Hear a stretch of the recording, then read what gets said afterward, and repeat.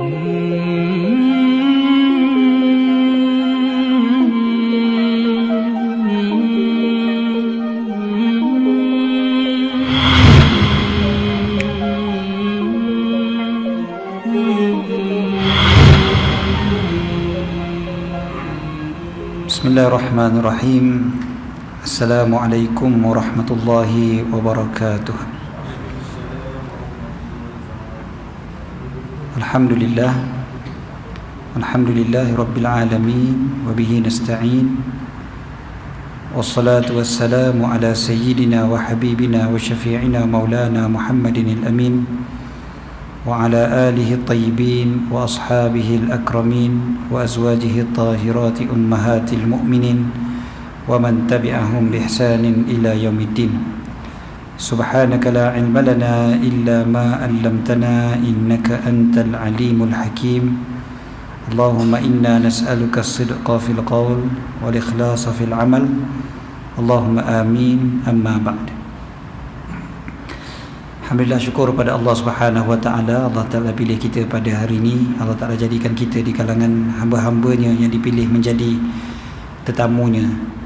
Dan syukur sangat-sangat pada Allah kerana Allah kurniakan kita taufik itu, perkenan itu. Sebelum daripada PKP, kadang-kadang kita tak rasa pilihan itu datangnya daripada Allah.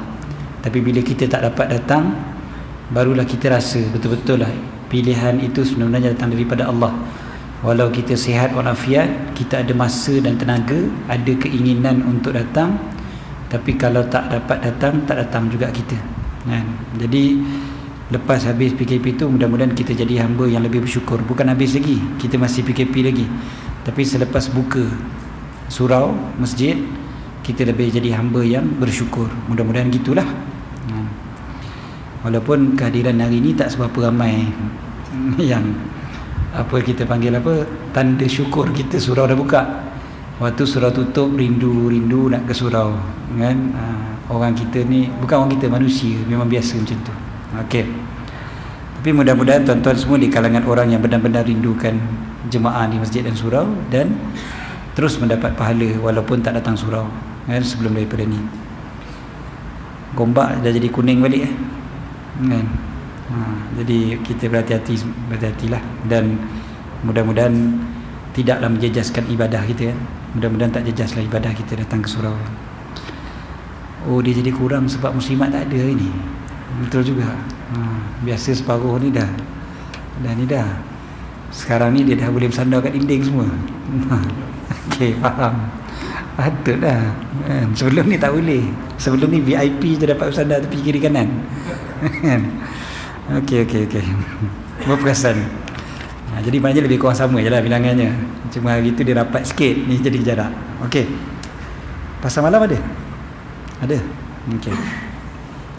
So kita insyaAllah hari ni kita akan sambung baca kitab Nasihat Agama dan Wasiat Iman. Cuma tambahkan satu lagi niat kita pada malam ni. Kita sedang berada pada 10 hari yang paling mulia dalam setahun. Saya rasa semalam pun mungkin Ustaz Azhar dia sebutkan kan, dan juga malam kemarin dan sebagainya. Mungkin Ustaz kita dah ingatkan. Cuma malam ni kita ingatkan lagi sekali kan. Malam ni dah malam yang kedua daripada 10 malam yang paling mulia dalam setahun. Jadi antara niat kita sekarang ni, selain daripada nak beriktikaf, nak belajar kitab, nak tunggu waktu isyak dan sebagainya, tambahkan satu lagi niat. Ini adalah amal soleh aku pada 10 malam yang paling mulia dalam setahun. Dia dengan niat itu mendatangkan pahala yang lebih dan lebih. So tambahkan niat tu. Okey. Pada kuliah kita sebelum PKP dulu, kita ada bincangkan tentang takwa. Sebab perbahasan berkaitan dengan takwa ni yang menjadi teras kepada perbincangan dalam kitab Nasihat Agama dan Wasiat Iman. Pertama sekali, Imam Abdullah bin Alwi Al-Haddad cerita tentang takwa ini dengan menceritakan tentang kelebihan-kelebihan yang Allah Ta'ala janjikan kepada orang yang bertakwa. Yang ini hari itu kita dah sebutkan banyak sebenarnya. Antara kelebihan-kelebihan daripada sifat takwa itu, antaranya adalah Allah bersama kita. Annallaha ma'al muttaqin, Allah bersama dengan orang yang bertakwa. Lepas tu yang kedua adalah Allah akan bagi ilmu, wattaqullah wa yu'allimukumullah. Dua tu kita sebutkan pada bulan 1 hari tu. Kemudiannya pada bulan 2 kita sambung pula, antara kelebihan bagi takwa adalah dapat membezakan ketika mana kita berada dalam keadaan kesamaran, kekeliruan. Allah Ta'ala yang bagi ilham kepada kita mana yang betul, mana yang salah. Ini kelebihan orang yang bertakwa. Takwa, taat perintah Allah, tinggal larangan Allah, sungguh-sungguh buat perintah Allah, tinggal semua larangan Allah. Nanti bila kita dalam keadaan confused, nak buat ke tak nak buat, Allah akan tunjuk. Kan kita kena semai istikharah lah biasanya, tapi kan ada masa-masa tu kita tak sempat istikharah, terpaksa buat pilihan. Allah akan tunjuk. Kan dalam Quran Allah Ta'ala sebutkan yaj'al lakum furqana, Allah memberikan kepada kalian furqan. Furqan tu pemisah, nak bezakan antara yang betul dengan yang salah. Kemudiannya satu lagi adalah, tadi tu maknanya dah berapa dah? 3 So yang keempat adalah kafarah li sayyi'at, menghapuskan dosa. Menghapuskan dosa, penebus dosa.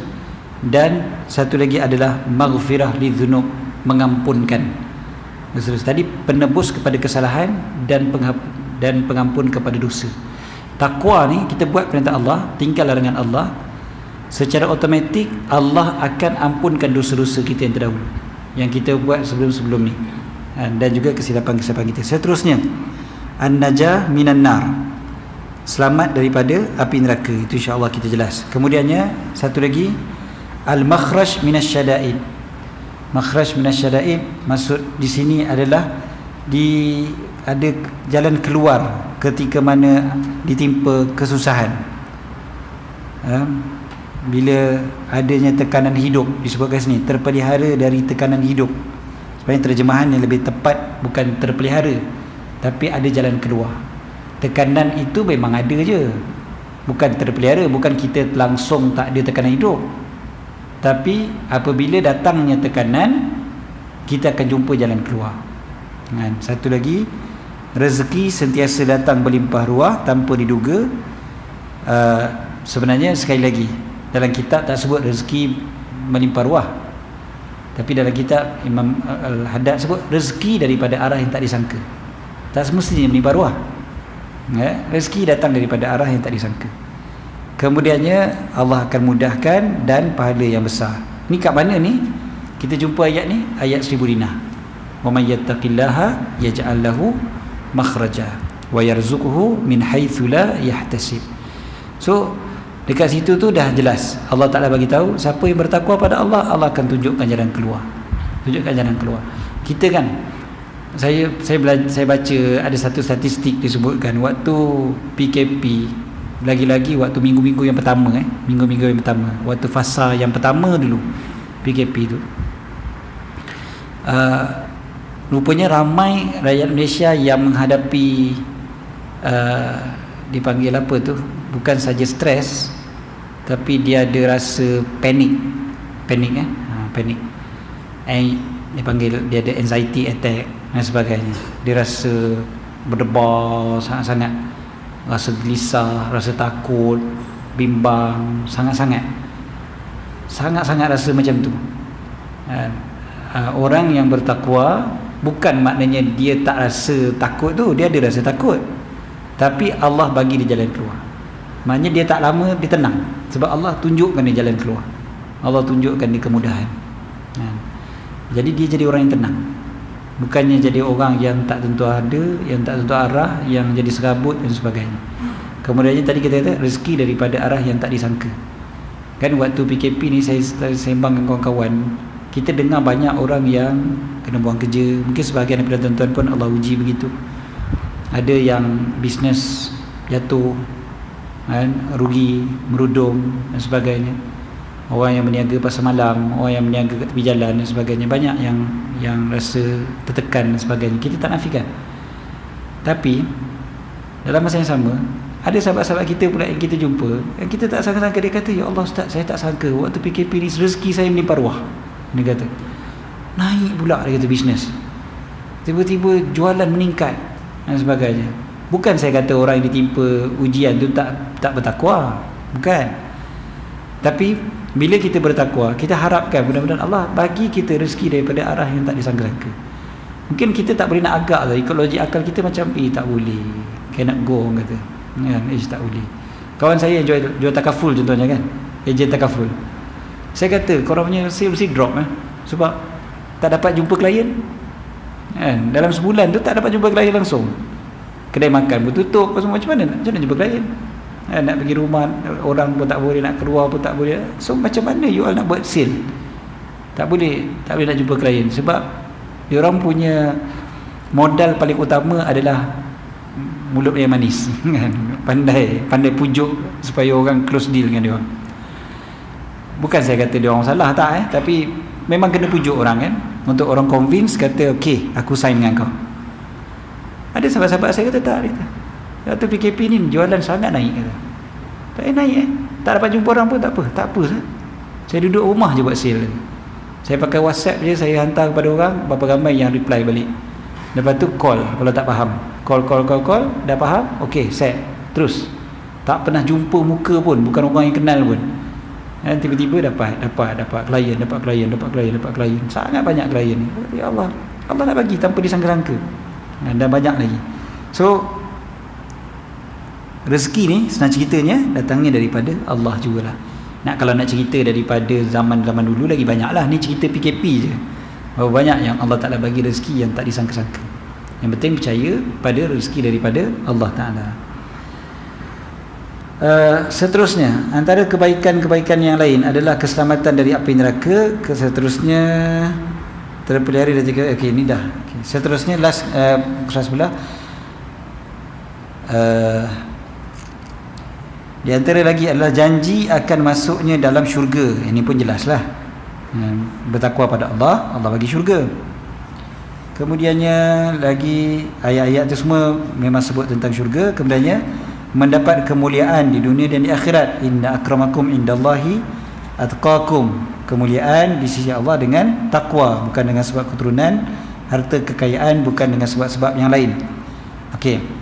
So panjang lebar Imam Al-Haddad sebut sebenarnya satu persatu. Kalau saya kira-kira itu ada, saya ada berapa belas, 18 ke apa, jumlah semua sekali kelebihan-kelebihan yang disebutkan oleh Imam Al-Haddad sebagai kelebihan bagi orang yang bertakwa. Kemudiannya kita dah baca juga ada beberapa syair kat sini, Allah Ta'ala, beberapa penyair sebutkan may yattaqillaha fadzalika alladhi siqa ilayhi al-matjarur rabihu.